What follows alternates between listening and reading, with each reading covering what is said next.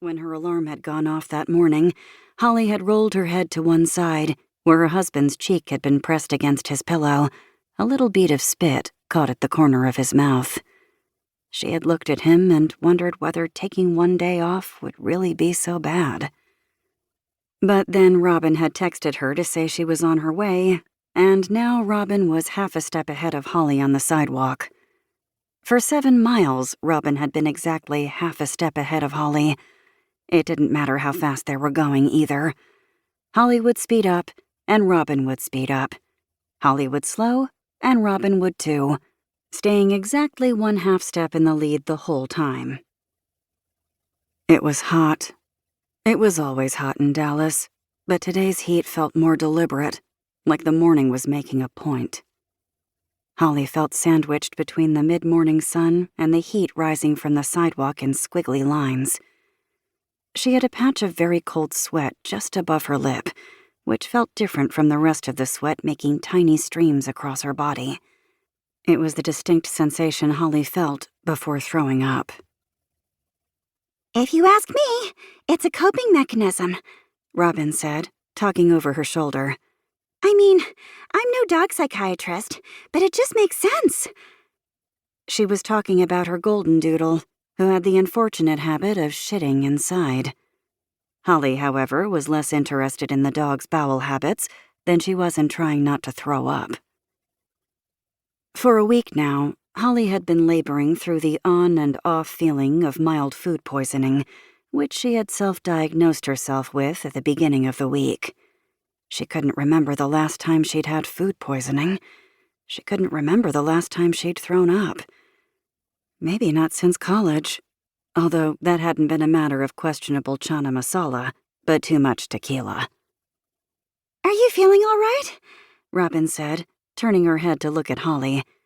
At some point, she had migrated from a half step in front of her to a full one. "You look a little pale." Robin had a layer of white sunscreen residue across her shoulders where she had not rubbed it all the way in. "Actually, no. I'm feeling a little sick." Robin's eyes rounded so wide that Holly almost regretted saying anything. And yet, as soon as Robin started to slow, Holly felt nothing but a swift wave of relief. They trotted to a walk outside a cafe that was normally bustling, although it was early enough on a Sunday that the line had not yet made it out the front door.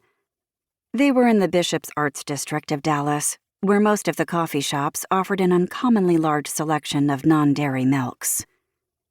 "I'm so sorry," Robin said beside Holly now. "I have trouble going easy. I probably pushed you too hard." Holly pressed her lips together. She couldn't tell if Robin was objectively annoying or if Holly only found her to be because Holly didn't feel well. Robin and Holly had met last year at a 5K in Dallas. Robin was the bouncy, breathy sort of person Holly usually tried to avoid.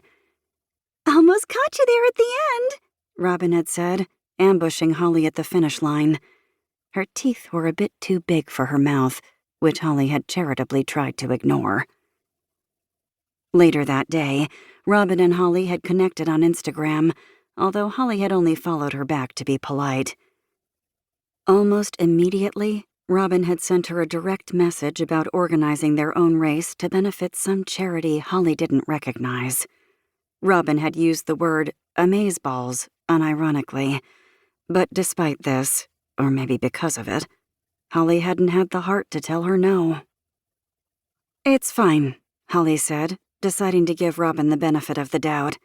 "I think it's just the heat." For a little while, Robin and Holly walked in silence. Robin was on her phone, presumably assessing their pace on Strava, a popular fitness app. Holly would have normally done the same, but she was too focused on her breathing. The worst of the nausea appeared to be over, but she feared that it would resume the moment they started back up.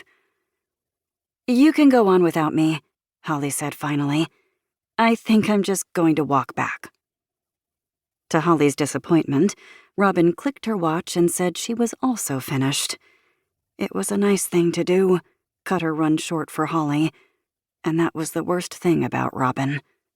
All of her aggravating qualities were just so